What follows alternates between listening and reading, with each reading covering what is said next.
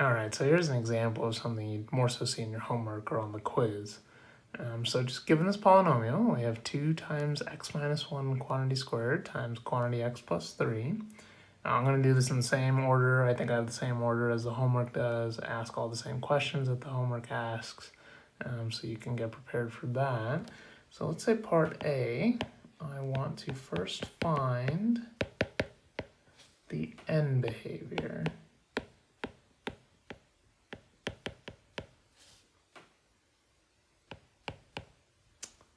of f of x, let's say. It's the easiest way to write that. So first find the end behavior of f of x. And so the end behavior, so that was one of my definitions in the introductory video. The end behavior is always just exactly the same, so it's equivalent to the highest term of the polynomial. And so the highest term is where the degree comes from. So let's go ahead and find that highest term. So let's see here. This one's a little bit more complicated. This one has a 2 on the outside. On that first group, we have an x to the 1 and it's being squared. And then the last group, we have an x just by itself. So to find the end behavior here, I'm going to go ahead and take my 2, take my x squared, take my x, multiply those guys together.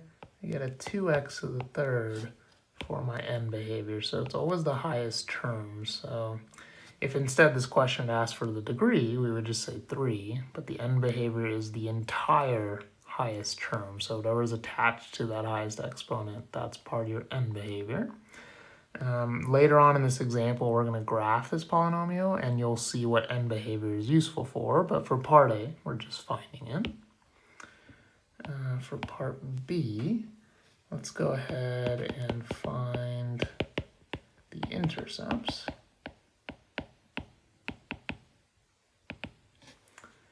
So find the intercepts, doesn't matter which ones you do first. I will go ahead and do x-intercepts first.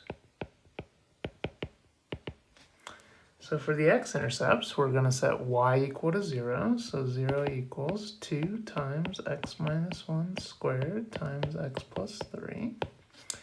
And this one's already factored for us, so that's probably best case scenario. We'll do some examples in the other videos where it's not factored already. But in this case, it's already factored, so let's go ahead and set 0 equal to each one of these factors individually. And let's see here, 0 does not equal 2, so that didn't give me anything. X minus 1 squared, I'm going to take the square to both sides, and then add 1 to both sides, so that'll be an x-intercept there. And then x plus 3, I'm going to subtract 3 from both sides. That'll be another x-intercept. Let's go ahead and do the y-intercept as well. Can't have more than one y-intercept, so I won't put the plural on that. Could have none, but certainly can't have more than one. So let's see here. So for y-intercepts, we want to plug in 0 for x. So 2 times 0 minus 1 squared times 0 plus 3. That's going to be 2 times 1 times 3 is equal to 6 there.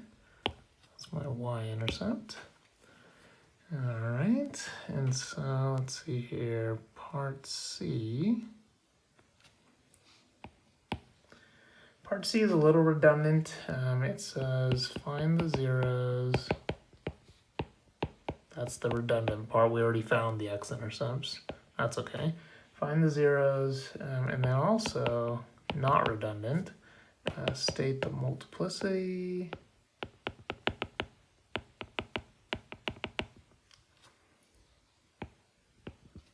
and determine if the graph crosses or touches the x-axis at each 0. All right, so a lot going on here. And so the way I like to organize my work when I do something like this is first I just write down all my x-intercepts. So we had a -3 x-intercept. Actually, let me label that a little bit better. Let's say x-intercept. We had a -3 and we had a +1. All right, so those are my two x-intercepts, so that takes care of the zeros. Actually, why don't we go ahead and call those zeros instead of x-intercepts like we did above. So let's say zeros there, or roots. I think your homework uses zeros. And then we want to know their multiplicities. Just abbreviate that. So multiplicity. So multiplicity was the amount of times the x-intercept or the zero occurred. And so I'm going to put this in yellow. So going back up to part B here, my x equals 1, it's underlined in green. That came from x minus 1 squared. So that means the multiplicity of x equals 1 is going to be a 2 there. Now on the other hand, my x equals negative 3, that came from the x plus 3. That didn't have an exponent on it, so you can think of it as a 1. That has a multiplicity of 1. And then from our introductory video, we know that an odd multiplicity means that it crosses, and an even multiplicity means that it touches. So it's going to cross the x-axis at negative 3, it's going to touch the x-axis at positive 1.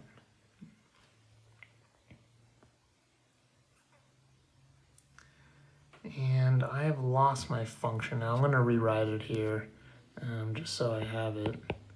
So f of x is equal to 2 times x minus 1 squared times x plus 3. So just so we have that somewhere here. So there's our function. Let's resume the problem now, part D. Let's say, and this is kind of a silly question, you know, but it's included on the homework, so let's go ahead and do it. So what are the max number of turning points? All right, so what are the maximum number of turning points? So previously on part A, we had figured out that the end behavior was 2x to the third. So that meant our degree on this problem ended up being 3.